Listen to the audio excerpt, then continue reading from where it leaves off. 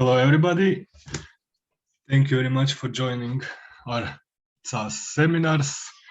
And today our speaker will be Christopher Thi Nguyen, who is a philosopher from University of Utah, he used to be a food writer, as it says on his bio, and he writes about trust, games, art, and social media, and he's particularly interested in the ways that social structures and technologies shape how we think and what we value. And perhaps some sort of several papers of his have quite quickly, instantly sort of become quite relevant and classical in the field of social epistemology, I would say, maybe even broader than that, especially with regards to how the paper How Twitter Gamifies Communication, Echo Chambers and Epistemic Bubbles, and the Seductions of Clarity. And I would not take any more of your time at the moment, and I would leave Christopher the floor. Thank you very much.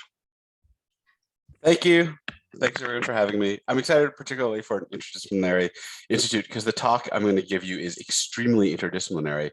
In fact, I just gave it at a very traditional philosophy department and they kind of gave me weird looks about how much of it was, I don't know, literature review of work in social sciences that I thought was incredibly relevant, but I won't have to justify myself here, which makes me quite happy. Let me get my slides up and running. Let's see.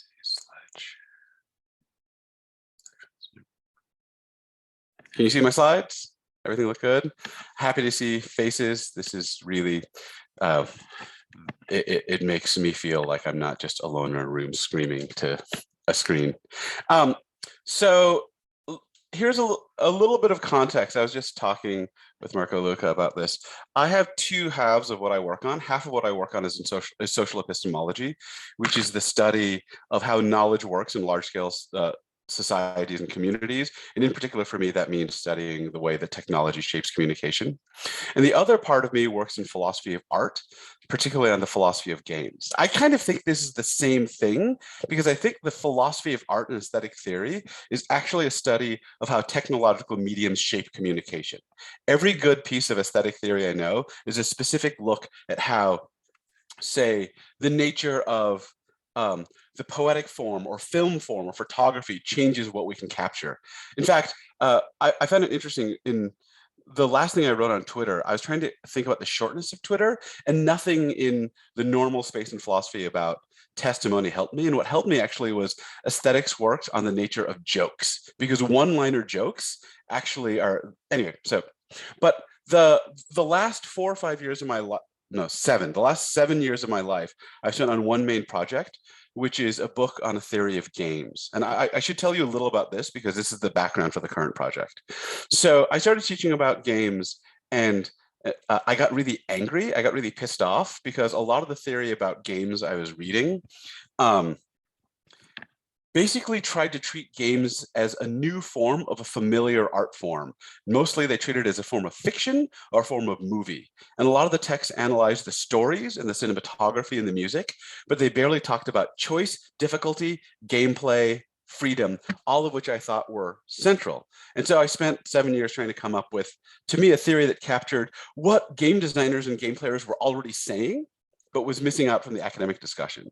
And so my account centered, the core of my account started when, so the name may be more familiar to this audience. My favorite board game designer is Rainer Knizia. He's a European board, some of you are nodding, a European board game designer. He's a genius. And in one of his lectures, he says, the most important tool in my game designer toolkit is the point system, because the point system sets the motivations for the players during the game.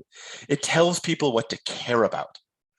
And as a game player, this is right. This rings so true, right? You open the board game, you open up the rules, and it tells you you're cooperating with people to get sheep, or you're killing everyone, or you're with, right? It tells you, and you just care about it. Makes perfect sense. But as a philosopher, my response is, holy shit, he's right. Points specify motivations, and we have the power to just see a point system and let it fill us, right? And so the central idea of the games book became the claim that games are the artistic medium, games work in the artistic medium of agency itself. That what a game designer makes is not just a world or a narrative, but specifies abilities and a motivational set, and we have the ability to enter into it. So most of that book is about the upside of this, about how game designers can use this as an art form. And one of the keys to that is that games, real games, not gamifications, games are voluntary. You enter into them, they're temporary, and then you step back to them. The change in your values that occurs through game playing is temporary and secluded, and you can use them to explore a lot of spaces. At the end of the book, I started thinking about gamifications, things like Fitbit and Twitter, and I find them very worrying. I think a lot of people in this space think that if games are good, then gamification is good. And I think if you actually understand what makes games good, part of it is that the values are artificial and clearly stated and taken on temporarily, you'll see the problem of pervasive gamifications and other pervasive relationships to points. So I introduced that idea briefly in the book. I've been thinking about it for about 3 years since then. So this is as far as I've gotten, and it's probably on the road to the next book. So here's what I'm interested in. I'm interested in the distinctive problem that arises when we internalize values as our values, institutionally created metrics, measures, and scores. So quick story. This is a true story. My mother-in-law, Chris, she and her husband, Tom, are retired, and they're going for a vacation in Rome. And they're going to meet up with friends of theirs, John and Shelley, who they hadn't seen for a decade. They were super excited. Chris says she was thinking about all the things we were going to do together. And then Chris says her week-long vacation in Rome with her old friends was the primary experience of it for her was her friend's relationship to their Fitbit. Like she would say, can we go to the opera? And her friends would say, there aren't enough steps at the opera. We can't go to the opera. Or she would say, like, I made, dinner reservations for us. And the friends would text back saying, we haven't met our step goals. We'll see you tomorrow. We can't come to dinner. We're out walking. And this is the phenomenon I want to understand. And I think I'm very vulnerable to this phenomenon too. And at a guess, what I think is happening is not that someone formally decided, I care more about fitness than I care about friendship or art. It's that there's no corresponding like art bit or friend bit, and the simple clarity of the measure somehow is a little bit louder in our practical deliberation. So this is what I'm going to try to understand. Once we have a simplified, but particularly a quantified representation of value, that clarity seems to trump subtler value expressions. So here's the concept. Here's my working definition of the concept. By the way, for the philosophers in the room, this is not like a clear definition that I'm going to try to drive things from. The thing I care about is the thing in the world, the phenomenon, and this is a stab at a description, but I'm much more attached to the richness of the phenomenon than this definition. So I'm not doing the thing that philosophers like me normally do, where the definition is fixed in stone. So, and value capture is a case where an agent's values are rich and subtle, or in the process of developing in that direction. Then the agent enters a social environment that presents simplified, typically quantified versions of those values, and then those simplified values come to dominate the agent's practical reasoning in a domain. For example, you start exercising for your health, but you end up trying to max out your per week step count. Or you start controlling your diet for your health, but you end up obsessed with your weight or your BMI. Or you go into philosophy grad school with a vast love of truth, but you come out caring about citation rates and the status of your publication on some ranked journal, or the status of your institution on some ranked list, or something, I've written a paper about this one. You start tweeting for the sake of truth and justice and conversation, and then you end up captured by just trying to create likes, tweets, and followers, and you end up aimed at popularity. One thing I want to point out about this definition, under one, an agent, I mean agent here in a broad sense. So a lot of my examples are going to be individual, but I want to be clear that I also mean here group agents. I think it's possible for a group agent, like a community or an institution, be captured by a larger institutional context. For example, a philosophy department being captured by a university's new quantitative specifications of what we should be doing with student education, or a university being captured by, say, the US News and World Report's rankings of universities, right? So this is not, among other things, I think not only is the group case clear, I want to be clear that this is not something of like the individual authenticity versus this. It's something much more complicated. And we can see this when we see small groups get value captured by larger institutional contexts. By the way, I should say, one of the places that this started for me was in the aesthetic case. And I was really interested in the case of quantified wine scoring. And I think that's a case where it's very clear that groups like wine producing companies have changed what they're targeting because of a larger metric, but it's not just an individual thing, right? Next, I'm talking about, I want to emphasize that there are two ways that the values can come to dominate. So one way is a simple replacement. You go into graduate school thinking you love wisdom and you come out thinking, I want citations, right? Like the central specification of your value changes. But I think something else often happens where there's something else that I want to call proxy value capture, where you would articulate your value the same way. And when you reflect, you kind of describe your values the same way. But when you come to a particular decision, what guides the decision is a particular metric or value. For example, if I was trying to write good philosophy, and if you ask me, I would say, I care about wisdom in philosophy. But when I made decisions about my papers, I made them in my mind thinking about the rankings of the various journals. And when I looked back at my papers and I thought, oh, what's my most successful paper?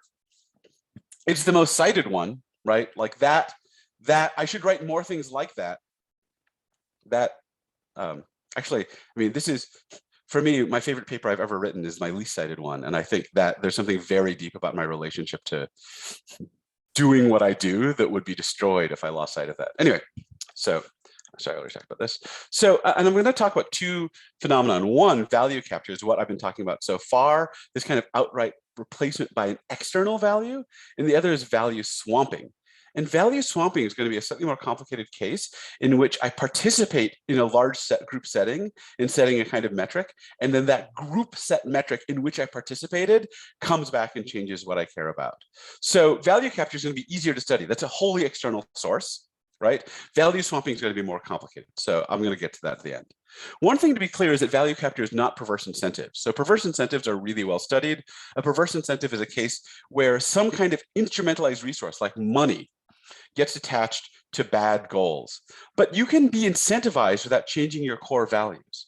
I'm interested in the internalization case, where the metrics aren't just attached to incentivization, but come to change what you value in like your heart of hearts or whatever, right? So intentional gamification, like Twitter, Duolingo, where people are actively using game design technologies in the design. That's one pathway. By the way, if you don't know, a lot of social media technologies are designed by people from the game design industry. So Natasha Dow has really good work on this. But the interface on Twitter and Facebook are literally designed by engineers that were hired out of the Las Vegas video poker design industry. So that's back there. But I think the even more interesting case are the non-intentional cases where institutional pressures, which are often quite well-intentioned, give us simple metrics, and those metrics capture what we're doing. In the empirical work, a lot of the times people talk about cases in which something happens where we say like, oh, this institution is incredibly biased, it's incredibly racist and incredibly sexist. And the first way you show it is a simple metric of how many women and how many people of color in the industry. And that works in the beginning.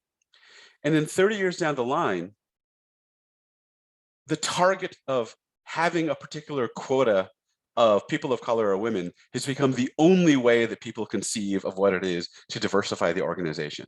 And that movement is something that we see over and over again that I'm really interested in. So the metrics can often be really useful, but then they have this weird seductive gamifying effect. So here's an example. By the way, Wendy Esplin is one of my favorite people in the space. I don't know how many people know her work, but she's kind of the ruling figure in the sociology of quantification. And this work, a book that she did with Michael Sauter, is kind of, I think, her magnum opus. I highly recommend this. It's a study of what the US News and World Report law school rankings did to legal education culture in America. And their thesis, supported by 10 years of incredibly careful field research, is that it completely transformed everything about the legal educational system in America. And one of the things they note is before the ranking system, law schools used to pursue a diversity of values. They had mission statements that varied, and they actually, so some pursued corporate missions, some pursued missions of research, some pursued very political missions, some were interested in outreach to underserved minorities, some were interested in training activists, right? They had very different missions. The US News and World Report doesn't track most of those missions. And one of the things that schools have found is if they pursue different missions and pursue any target that isn't tracked by the US News and World Report, then they drop in the rankings and are punished by loss of students and lack of fundraising. So they've been forced, say Esplin and Sauter, to pursue the value system in the legal education system has become monolithic because it's been aimed at whatever is tracked in the rankings. By the way, so far this is interesting. What I've talked about is perverse incentives, not value capture, right? It's law schools being forced to do this stuff. But they have another case which for me is a perfect value capture case. They have a chapter about what happened to prospective law school students. So they say before the US News and World Report, law students would face a complex value decision and it would trigger a process of deliberation where the students figured out for themselves why they were going to law school and which law school fit what they wanted, right? But when the US News and World Report came out with a clear ranking system, students no longer involved in a complex process of deliberation over plural and conflicting values. Instead, they took their goal to be to go to the best school, and they took best to be unproblematically specified by the US News and World Report. So to put that in philosophers' terms, this is what I want to talk about. I think this is a case of value capture. And I think what it's doing is disrupting the process of value self-determination. That we should be choosing our values for ourselves and tailoring them to our psychologies and our place in the world. And value capture cuts that off and substitutes instead prefabricated, standardized values for carefully tailored ones. In a slogan, with value capture, an agent is outsourcing the process of value self-determination. And in a lot of cases, outsourcing it to like Mark Zuckerberg and Apple, which I find alarming. So here's an example of what this might look like. So, I mean, I just want to say, by the way, so in the first case, this case of the Fitbit, I'm not saying that, you know, like exercise is bad and like art is good. I'm saying there's something really weird that happens when you aren't deliberating about the value of the activity for yourself, even within a domain of activity. So for example, I used to be super sedentary. I didn't exercise at all. And I'll admit, when my doctor told me if I didn't exercise, I was going to die because my body was falling apart, I had a very primitive conception of what the value of exercise was. I thought exercise was pounding out miles on a treadmill to burn calories. That's all I thought it was. And then once I spent more time with it, I realized there's a million ways to exercise, and each of them is valuable in different ways, right? Running is kind of Zen-like. Trail running in my area is like, you can't really Zen out because it's too complex, but it's really aesthetically textured. Ultramarathoning is brutal. Rock climbing, which became my chosen sport, is this kind of really intellectual, problem-solvingly like body-sensitive thing, right? And even inside one activity like rock climbing, there are different ways to pursue it. There are ways to pursue rock climbing that are more interested in risk or the beauty of outdoor environment or physical hard motion, right? And as you explore these things, you can find the value in them and then decide for yourself whether that value fits you and you want that value in your life and tweak it. But my claim is if you're value captured by Fitbit, you outsource the process of delivering the value to a technology that fixes how you're evaluating your actions and guiding your actions in that space. It should be clear. I don't think that putting on a Fitbit guarantees this, right? You could put on a Fitbit and just use it for information and attach your own values to it. But I'm saying the Fitbit invites it and makes it easy, and a lot of us do have this relationship.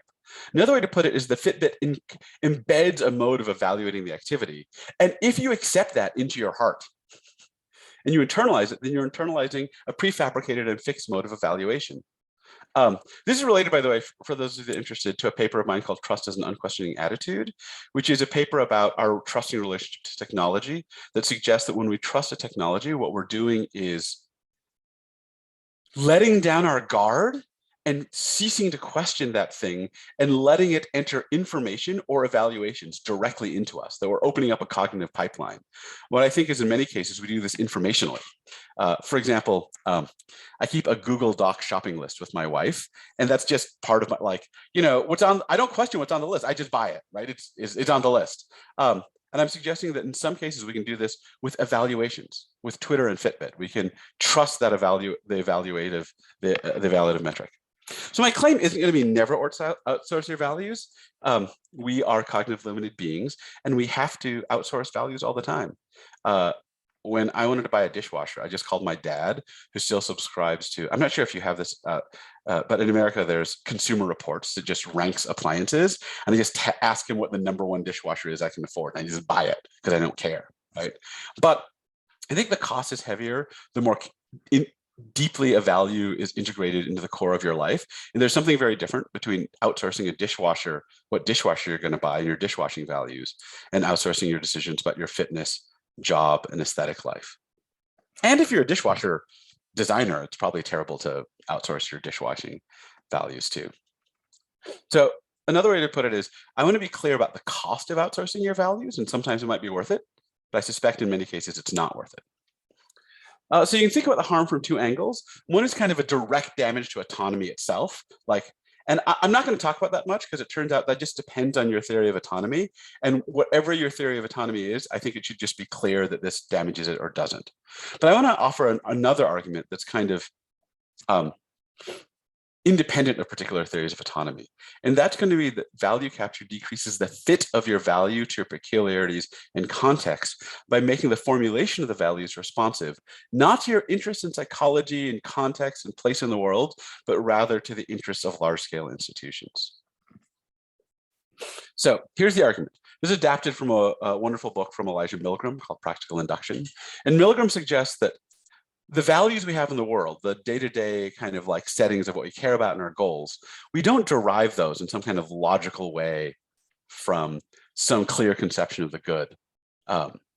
Instead, we learn which ones fit us by trying on a role in the associated goals and seeing whether we flourish or fall apart. And what this looks like for him is try on being a graduate student in philosophy or in Silicon Valley, take on the values of building my business or getting good publications or whatever.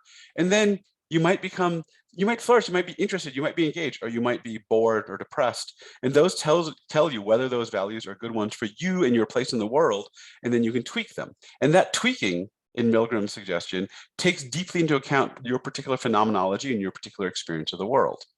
So my suggestion is, in value capture, because we're outsourcing, we're not fine-tuning values to our particular experience and place in the world. We are buying them off the rack.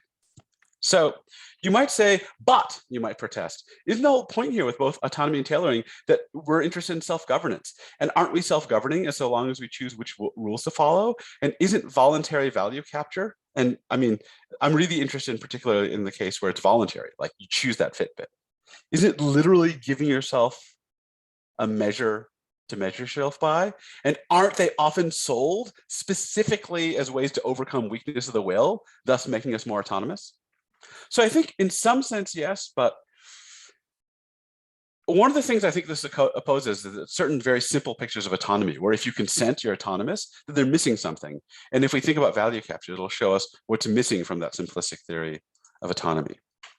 So one response is that the initial decision to outsource may be voluntary, it may be minimally voluntary, but what you're outsourcing is the process of continued participation in the fine-tuning of your values to your rich and particular experience of the world. To voluntarily engage in value capture is to voluntarily renounce a personal relationship and find control over the content of your values. And in the group case, engage in voluntary capture is to voluntarily renounce a community's intimate and particular relationship with a value that's tailored to their specific context instead of, say, to the national or international context. But it's hard to say what the problem is for autonomy since it is typically consensual. To be clear, the thing I'm trying to say is not that value capture is harmful when it happens without our knowing. I think that's uncontroversial. It's that even when you knowingly and voluntarily participate, It's quite costly. How? Okay, so the picture is going to be that value capture substitutes in for a live and adjustable value, a value that's narrow, resists reinterpretation, and is inflexible because it's embedded in institutions. So this is a summary of the next like 10 minutes of the talk. So motto number 2, values should often be significantly tailored to us, but in value capture, you buy your values off the rack. Actually, it's worse than this, because when you buy clothes off the rack, you can still get them tailored.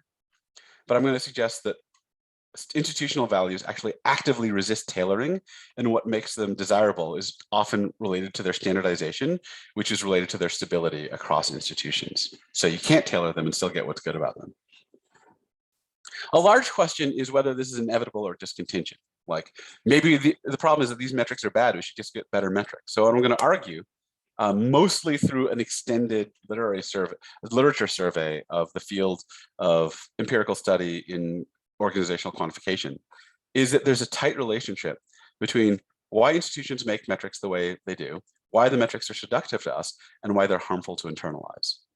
So it's crucial here to understand why we have institutional metrics. And I should just say, what I'm talking about here is not quantification in principle. That is, I'm not arguing that these things aren't quantifiable in some abstract way, or we couldn't find some good scientific way to measure them. I'm talking about the typical way that metrics arise in large-scale institutions. So this is an analysis of institutional metrification, not of quantification in principle. In other words, this is not an attack on science, this is a worry about bureaucracy. We can turn here to the history and sociology of quantification. So Theodore Porter, who's one of the founding figures in this field, by the way, a lot of what I'm going to say is work from the 80s and 90s and aughts in history and sociology. And to certain people in philosophy and science and technology studies, this will sound really familiar. And it is, because if you look at the citations for a lot of these books, they're heavily influenced by familiar figures to some of us, particularly Ian Hacking and Bruno Latour. So this is, in the background, of course, Foucault. So I take this to be a very Foucaultian, Latourian, Hackingian analysis, but to crap on my own profession, I feel like in philosophy, when people want to work on Foucault and Latour, they just look more carefully at the texts. And the people I'm talking about were inspired by Foucault and Latour to go do more empirical and historical work. So I take this to be in that spirit. This is just because I give this stuff and sometimes people are like, isn't this just Foucault? And I'm like, yes, but they also have done decades of, anyway, whatever, you know. So what Porter says is that there's a trade-off between qualitative and quantitative knowledge. Not that either is better or worse, but they're good for different purposes. Because qualitative knowledge is rich and subtle and nuanced and context sensitive, but travels badly between contexts. You need a lot of shared background to properly interpret it. In institutional settings, quantifications typically work in the following way. We find an invariant kernel that everyone understands. We shave off all the other stuff and we all data collect to the same invariant kernel. This makes information that travels easily between contexts and aggregates easily. So for me, the best example is just with student evaluation, right? I have long qualitative written evaluations of student work, which I think are the really valuable thing, but those don't travel well between contexts and they can't aggregate. But this letter grade in the US, it's A, B, C, D, which correlates to 4, 3, 2, and 1 and just creates a ready quantified average of student performance, right? That travels easily. That I can send to business teams. That can be manipulated on spreadsheets. But to do that, we need to collect information that is shared between contexts, which is by nature information that leaves out highly context sensitive parts. Here's an interesting example because it's kind of in the middle. This is one of my favorite examples. So Porter says we used to measure land in the hide. The hide is the unit of land required to feed an average family. Notice it's not a volume measure, it's a functional measure.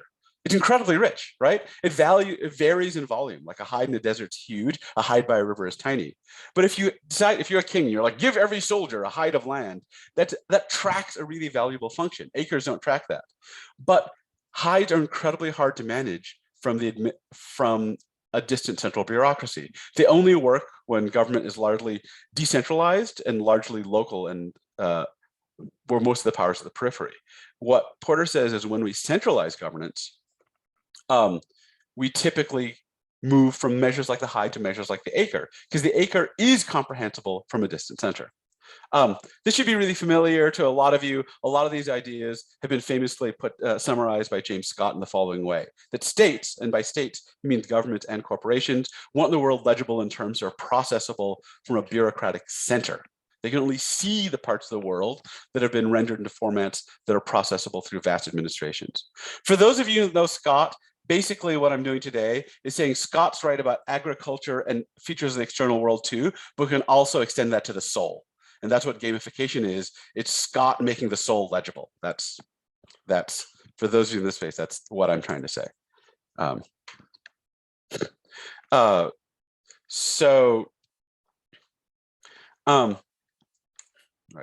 So it's also important here to distinguish between quantification and standardization, right? If we all quantify, teachers could all make their own different quantifications of student performance, but that wouldn't have any of the institutional advantages. We need to standardize. We need to use the same measure and collect approximately in similar ways. Standardization regularizes the input rules and processing rules to make the information transmit across the institution. Right, I've already said this. So to summarize everything I've said, institutions have a primary functional interest, which is they need to manage information over a vast domain. And that interest is served by two standard mechanisms: quantification and standardization. And those generate the following problematic features as an essential result of how they serve their main function. They're narrowed.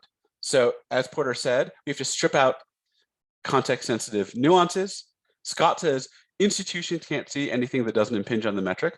I want to suggest that even for smaller scale things like individuals, insofar as your values drive your attention, then having narrowed values drives your attention away from whatever isn't measured by the metric. Second, they're finished. That is, pre-institutional values can be open-ended. Terms like health and fitness can admit of lots of different interpretations, but step count and school rankings do not. They are mechanically applicable and not, because the point of institutional standardization is to remove the need for rich interpretation dependent on a lot of background knowledge. And last, they're embedded. They resist tailoring as part of what makes them function efficiently. You can't tinker with the way Fitbit counts steps, and that's an intentional part of the power of standardization. So to summarize, institutional metrics are designed according to alien interests for bureaucratic usability, portability, and aggregability. When you internalize them, you let those external interests play a powerful and determining role in formulating your own values. And the form and embeddedness of those metrics resists customization. So why are these things so seductive to us? One, I'm going to skip a little bit. One is I think their bare simplicity has a powerful effect. There's a paper of mine called Seductions of Clarity where I talk more about that. But I think really importantly, they have a game-like clarity. So part of my kind of games is that part of the pleasure of games is that for once in your life, they make the world value clear, that the world is often nauseating with like plural, conflicting, hard to apply and difficult values. But games for once tell you exactly what you want to do and exactly how well you've done. And that is an experience of value clarity that is very satisfying. It's a balm against the nausea of value complexity. But when you internalize a metric, you bring that kind of clarity into our real life, precisely because such value systems have been narrowed and are contain mechanically applicable rules.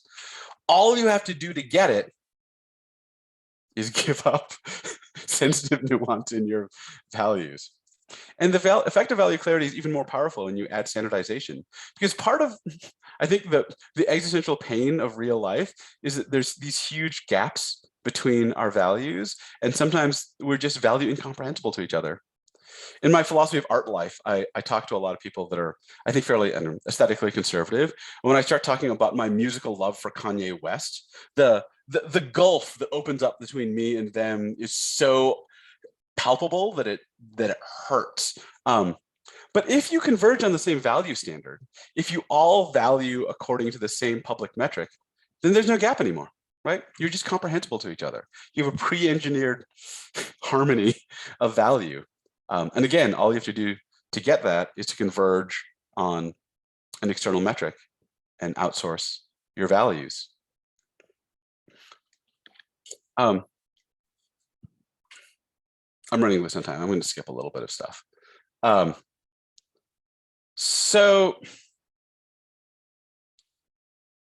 Let's see. Yeah, I'm going to skip a little bit. So here's an objection. Don't we decide in some sense to put it on each day? Like, how could we be losing autonomy and losing fine-grainedness if we do engage in this decision to put the Fitbit on each day, to log into Twitter each day? And my suggestion is the problem is that it's binary.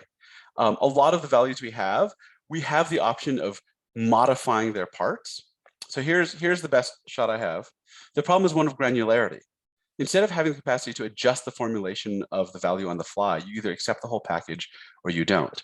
So, analogy, the level of control and responsibility here you have is like the one you have over an end user license agreement.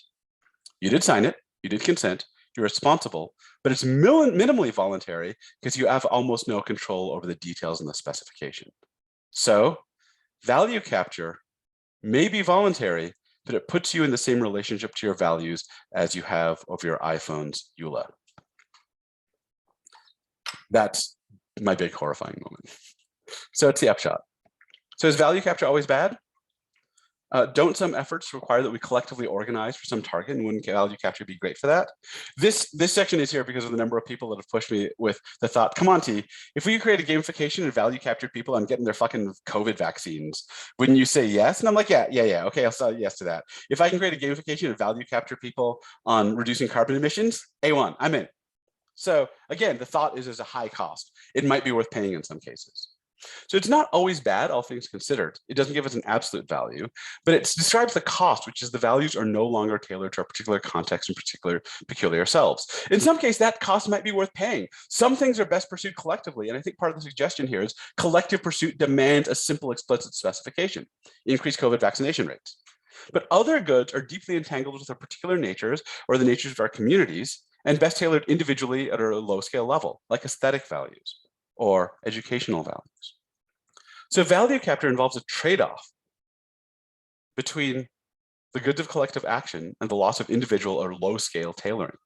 And it can sometimes be good, justified, but it's often bad when it functions as a quick shortcut for lower-level value deliberation. And I think collective agreement on targets like the Fitbit or the Youth News and World Report school rankings have much less good to offer than collective agreement and pursuit of COVID vaccination rates and climate change targets. So there's something that seems wrong about value capture that's in the space of autonomy, but it's not quite consent. So what is it? So here's a sketch. So loosely, there are two ways at least in political philosophy right now, in which self-determination is taken to be a good. One, it's a good in and of itself, and that's typically about acquiring consent. Two is an argument from epistemic democracy. That is that specific people in a context have the best access to the details of their context and will generate the best laws and policies. By the people in epistemic democracy, by the way, are, I think they're, you might think of them as progressives who've taken a lot from Hayek and processed it to think not about markets, but about collective deliberation. But by the way, for those of you that teach this stuff, right now I'm teaching technology ethics. I'm putting next to Scott a little bit of Hayek, and it's really interesting, and it really screws with my students in an interesting way. Okay, so the argument from epistemic democracy is that the good doesn't just come from the consent, but because people in a place have access to contextual details that need to be put through a process that takes those into account. The suggestion that outsourcing doesn't take those into account. It has consent, but it doesn't get all the information from the people in the particular context. But I'm drawing here, by the way, heavily from Helen Landamore's wonderful book, Democratic Reason. I think of her as kind of the foremost epistemic Democrat. So the problem is not a pure problem of autonomy, but it's a problem about getting contextual information from communities that's relevant to those communities or relevant to an individual, and using them properly in generating the policies and values that govern them. So last thing. So to really disentangle issues of non-participation scale, I want to talk about value swapping. So value swapping is going to be just like value capture, except instead of outsourcing, you participate in a large-scale social process where you get to an agreement on a specification of shared values.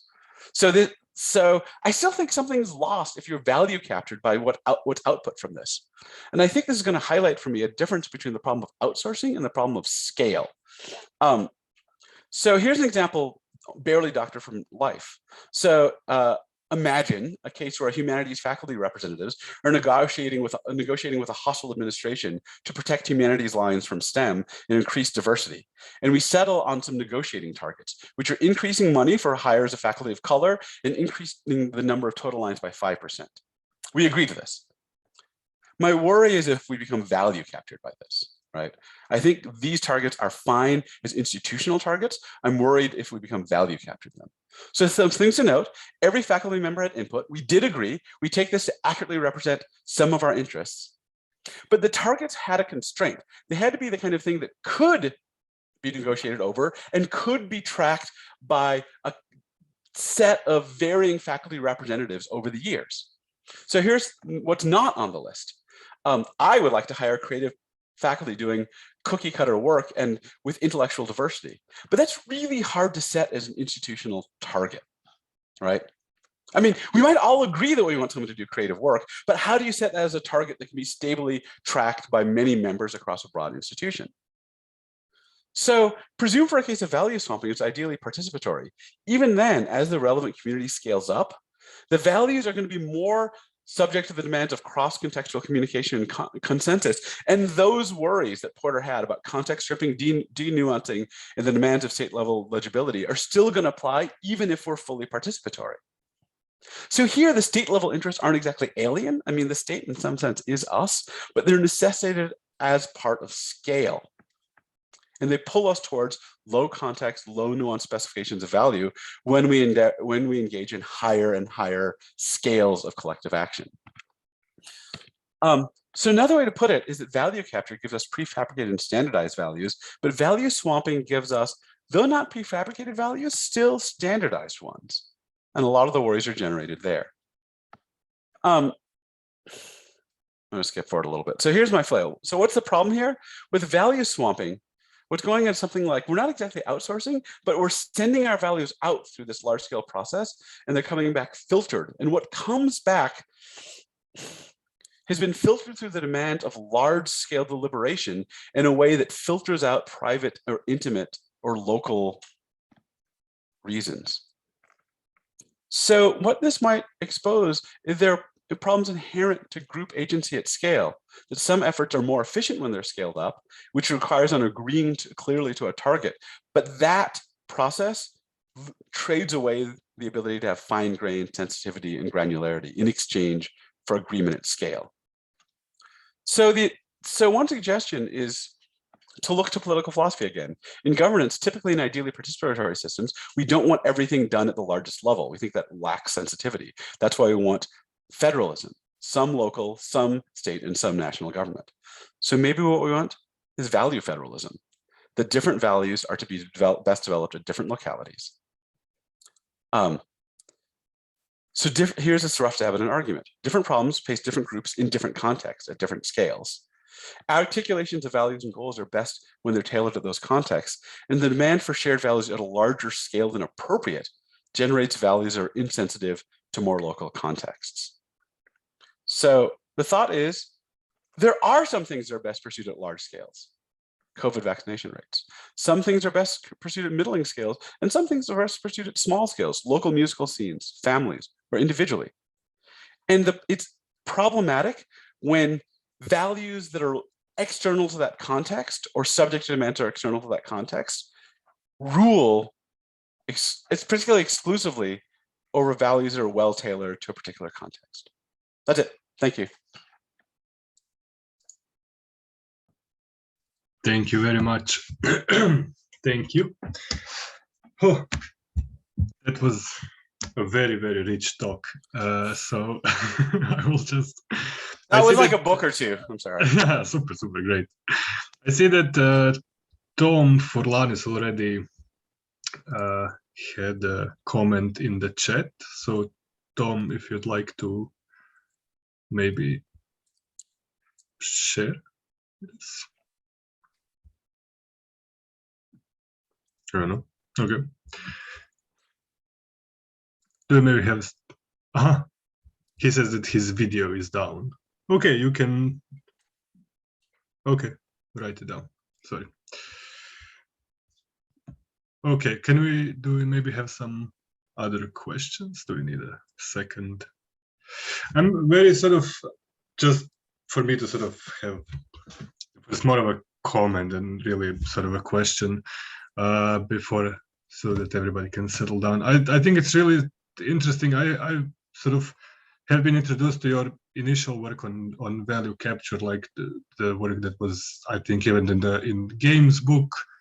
And I'm really sort of fascinated that it went to this sort of towards these sort of issues in political philosophy, because I think that's really sort of very interesting way to think about it, because it's, I mean, it's something that I kept coming back to sort of connect this to the sort of epistemic value of I mean, sort of epistemic problems of just replacing, of sort of value capture and value swapping, in which basically not only is sort of autonomy lost, but some knowledge is lost when this happens.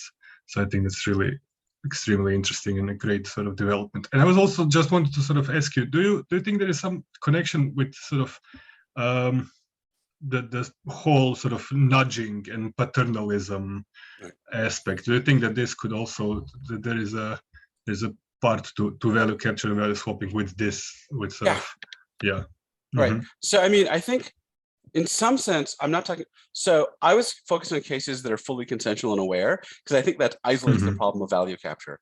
I think if you take a metric and you encapsulate it inside a hidden nudge, then you get two problems on top of each other, which is what all the problems I talked about and any problems of non-consensuality. I don't focus on that part, partially because I think the ethics of nudging are fairly well discussed. I mean, it's a complex space. And I was trying to focus on the particular problems of value capture. But yeah, I think if you put them in, I am worried about value capture and nudging. And I think nudged value captures combine those worries and make me even more nauseous. I think about this a lot when I design my classes. And my grading scheme, because I'm worried about the ethics of screwing with my students' motivations. Okay, so I can read the Tom's. Okay, so if I understand correctly, he wonders what is the relation between game mechanics and internalized metrics and the story, narrative, and lore that they are based on. Do you think that there is such a connection? And so, for instance, Twitter is a game and world lore is democracy, says Tom. That's a really interesting question. So in the game space, I'm sure Tom knows this, but in the game space, there's this discussion of something called ludonarrative dissonance. So ludonarrative dissonance is any case where the game's mechanics and the game's narrative come apart. So, for example, I mean, simple case, like if the game presents you visually with a door, but the door doesn't mechanically open, that's a simple form of ludonarrative dissonance. Another more common form is the story is about how you're a good, kind person, but the mechanics encourage you to murder everyone in sight to take their money, right? So that's considered ludonarrative dissonance. I should say in the game space, I don't think about that very much, mostly because I think the game space has been dominated by people thinking about kind of the fictive and narrative elements, at least in my world, and less about the mechanics of agency. So most of my work has just been about the agency side, and there's another step to integrate those things. But I think you're pointing at something really interesting, which is in a lot of cases, we don't recognize ludonarrative dissonance, and you might think that in the gamification spaces, we're not recognizing an analogy to ludonarrative dissonance, which is Twitter says or it says it presents itself as being about communication and connection or something like that. That's the story. But the mechanics don't measure that. What they measure is popularity, right? And I think there are many cases where, I mean, in some sense, the thing I'm really interested in, so you're talking about the difference between world lore and what's actually measured. And I'm interested in some sense in something very close, which is a difference between what we take ourselves to actually value and the measure. And I think what we're both interested in is a kind of bait and switch. Like, for example, Fitbits, or so you come into some place and says, we're going to make you healthier and happier. And then it turns out to be about weight loss, right?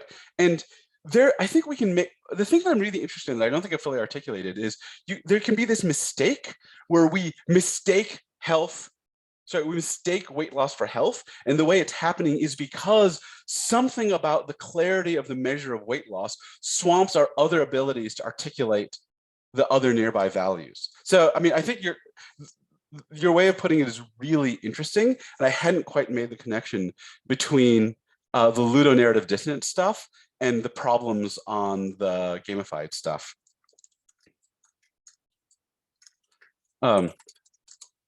But let me say one more thing as I write a note.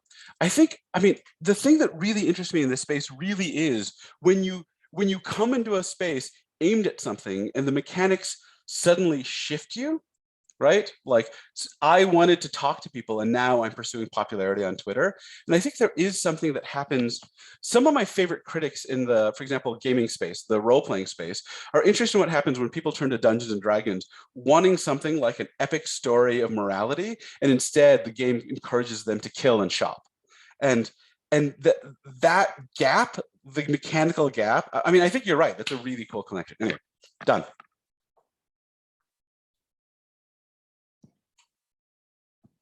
Great, thanks. Do I maybe have some other questions or comments? Oh, Holger, yes, go ahead. And then Paul. Thank you for the interesting talk. I will have to watch it in YouTube with the pause and play because it was so intense.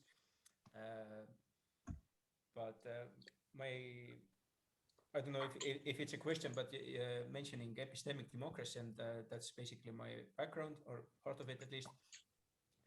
I was thinking even before you mentioned it that there is a value capture in the minimalist interpretation of democracy as majority rule.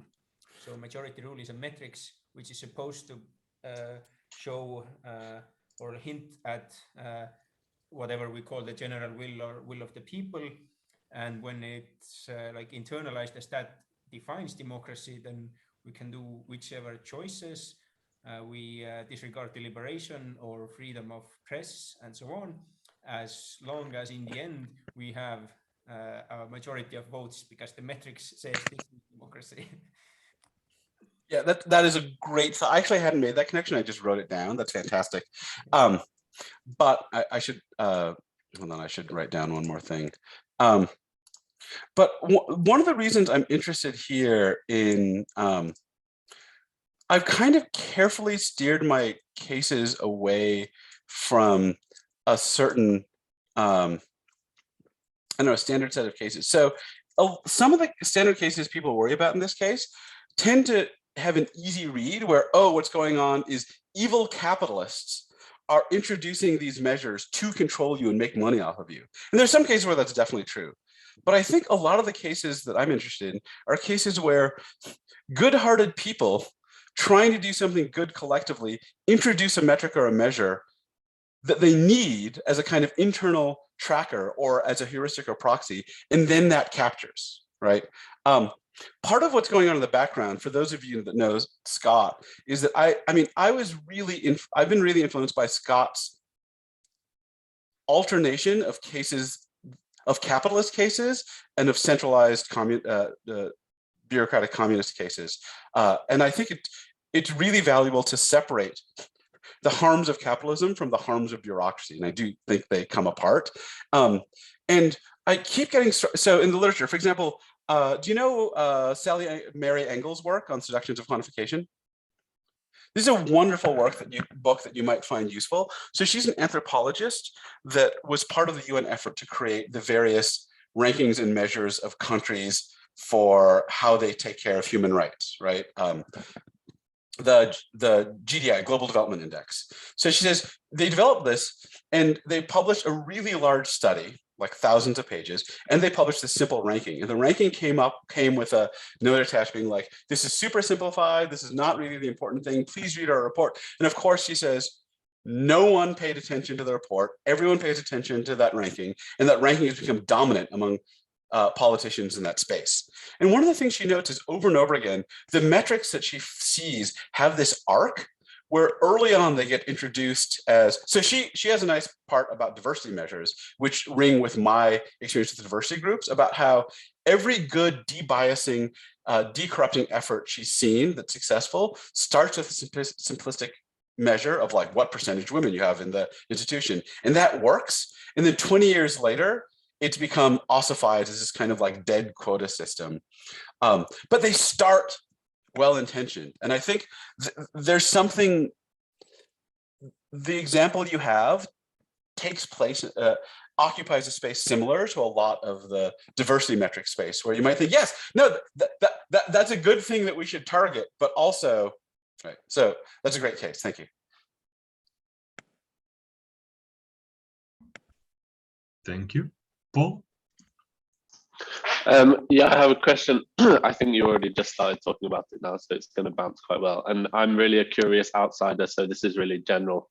A word I kind of thought you might get around to, or seemed like maybe was missing, at least in my kind of, the way I was listening, the way I was hearing you, is culture.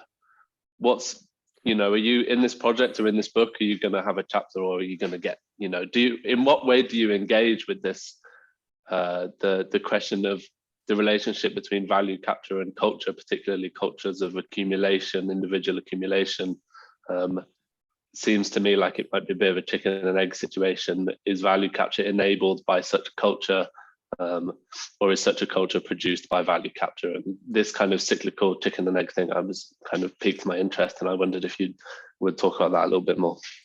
Yeah, I don't, in my space, culture is kind of too loose a concept or vague a concept for me to work with. Like, I don't quite know what that means. Like, I think a lot of the things I'm analyzing are subcomponents about what something you would call culture, but I've not yet found it useful to use the concept of culture as a singular thing. I can talk about systems of bureaucracy, structural systems of value. I can talk about transfer of values between individuals. I can talk about the maintenance of values in a particular community. I can talk about approaches and practices. And all of these, I think, are subcomponents of what are normally called culture. But it tends to be useful for me to, I find it more useful to break down the analysis of something like culture into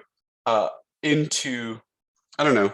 I mean, part of the reason is that the analysis I'm offering is something like various conflicts between different degrees of organization at different scale, each of which are propagating different value systems and have different structures that reinforce. I mean, in some sense, everything I'm studying is under the rubric of what is a culture, because in particular, I'm studying social and technological structures that propagate values or ways of doing practices. But it tends to be more useful to separate them into things like what's psychological, what's transmitting at what scale. But I mean, or maybe the thing I should say, it's all about culture in some sense.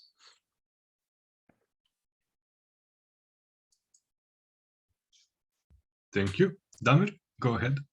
Hi, thank you so much for your talk. I think at the very outset, you mentioned something that caught my attention, which is you mentioned jokes.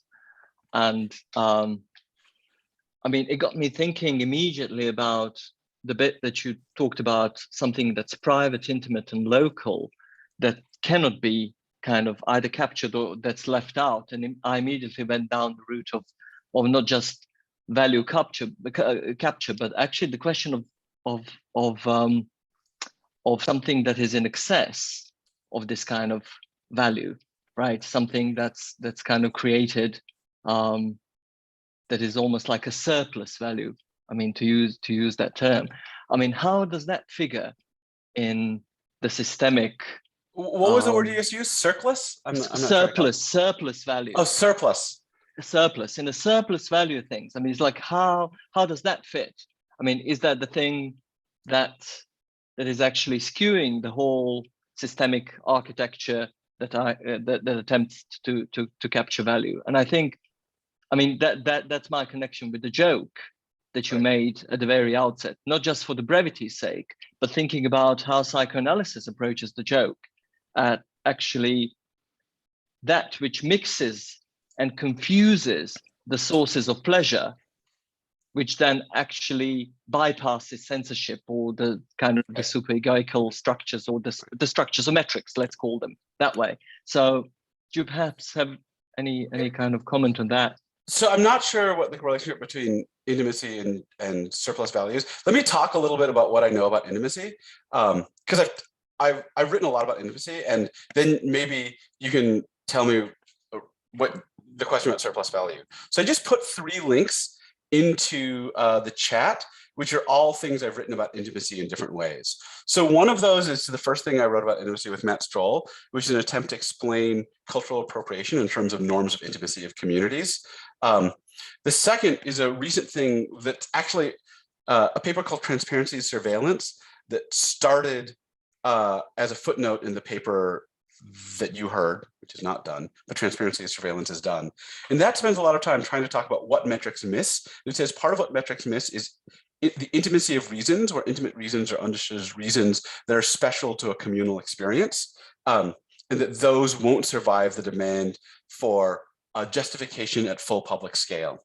But I think the thing that is probably the most relevant to you is the first link I put up there. So that was an analysis of Twitter in terms of a theory of jokes. So let me give you my understanding of jokes and intimacy from this. So I was trying to understand why people get fucked so much on Twitter. And the account, the thing that helped me the most was Ted Cohen's theory of jokes. So Ted Cohen, so I'm not a Freudian, but I know that Ted Cohen, he's a Kantian first, but he's deeply influenced by Freud. So this might have shown up. So he's a Kantian aestheticist who cared a lot about Freud. His account of jokes was that every joke, the key about a joke was that every joke depended, so he doesn't talk about all humor, just jokes. That every joke depends on the surprise revelation of a piece of shared background knowledge, that you need to know something together. And we know that it has to be a surprise, because the way to ruin a joke is for me to warn you ahead of time. Okay, before this joke, you need to know, right? So he thinks that every joke is the following act. You make yourself vulnerable by making a comment that won't be understood unless someone shares your background knowledge. And then when someone laughs, that's an emphasis of the intimacy of the shared background knowledge, and at the same time, an exclusion of everyone that doesn't have it, which is why jokes are also really good at exclusion. So my account was just that because Twitter is so short, it has a joke-like way of working typically, where it wants you to say something that demands background knowledge. Right? Because I mean, the joyous Twitter thing is you make some incomprehensible comment and people get it, right? But then of course, it gives you the exact mechanic to crush that, which is the retweet, which lets you pull something out of context. So that's the background, that's some of the background stuff that I've been thinking about intimacy and jokes. And in general, the larger scale thing I'm interested in here is a tension between the demands of intimate reason and the demand of public reason. And I think a lot of progressives have a strange, at least in the States, have, to me, really conflicting commitments. One commitment is to the commitments of what's called standpoint epistemology, that particular groups in particular situations have access to particular understandings of what it is to be oppressed, what it is to be a woman, right? And at the same time, that there's this demand for transparency and publicity of all reasoning. So the Transparency and Surveillance paper is arguing there's an essential tension there. And in particular, there's an essential tension between any conception of intimacy and any conception of large-scale public reasoning. Okay, so that's my understanding of jokes and intimacy. So does that help? And can you say again what you're asking about surplus value? Because I didn't track. No. I mean, this is actually great, because I'm thinking about the excess which is produced, right, which cannot be captured. I mean, that right. Even the joke, for instance, right, produces the laughter. I mean, as Freud says, we laugh par ricochet, right? I mean, there is laughter is almost this kind of, yes, there is always a danger that a joke is going to be misfire. Of course, it is context dependent, and of course, it invites a very particular community that shares it, that shares the contextual knowledge. But actually, I mean, there is something that I would introduce that also actually Freud works on, and this is, he calls it Vorlustprinzip, right? The for-pleasure principle. I mean, there is something about the pleasure that is produced when you invite somebody already. I mean, you're saying, let me tell you a joke. I'm going to tell you a joke. So there is already this kind of preparation. It's not just the surprise. I mean, there are stages. It's a more nuanced. I mean, talk about granularity. I mean, there are ways of inviting into the joke and being seduced by the joke that are not just, you're not just capturing somebody by the joke, but you are inviting them. And also a joke requires a proxy. There is a third person about whom the joke is told, the person who's the butt of the joke in a way. So I'm just kind of mapping out what you've said in a joke scenario. Yeah, that's really interesting, especially your invocation of the notion of invitation, which I think is really important, and at least in my part of philosophy, barely understood. One of the reasons this is important to me is I think, so Marco Luca knows this, but in a lot of the other stuff I've been worried about how a lot of the pleasures connected with intimacy can get used for manipulative purposes. And I'm particularly interested in the way that jokes and the kind of I think clearly the kind of invitation you're using are involved in, say, conspiracy theory worlds, where you create the sense of, oh, we understand each other, we're like the pleasures of being together and the pleasures of understanding things easily and the pleasure of being this. So that stuff is really interesting to me. And one thing, let me float this. So in this other paper, Sections of Clarity, I float the idea that there's a weird deep level parallel between conspiracy theories and large scale bureaucracies, which is each of them offers a very simplified way of understanding the value landscape. And the pleasure of one is, oh, it's this huge, like, here's what explains everything in the world. And the other is, well, here's the best practices and metrics. And if we all agree to them, then we're all in the same, but like they're a too quick way of jumping to being in the same place and on the same page and speaking the same value language. So I think there's a deep level seductive technique that's similar between both of them. And interestingly, I think with conspiracy theory, people know how to use the joke stuff really well, and the bureaucratic method does not use that particularly well and uses something else. But yeah, there's something about the way the notion of invitation is really important for the seductiveness of some of these systems in a way that I feel like I don't fully understand.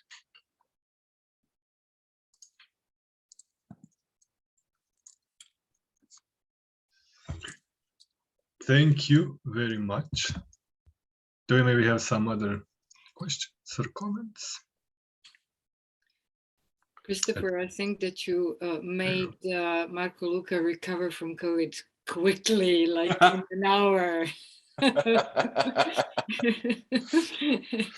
So thanks a lot. That was great. Yes, thank you very much for everything, and looking forward to having you again in seminars, and maybe even in Rijeka, who knows? It would be amazing. The opportunity presents itself, that would be great. Thank you very much. So much. Take care, everybody. Thank you. Enjoy it. Bye-bye. Thank you. Bye. Bye-bye.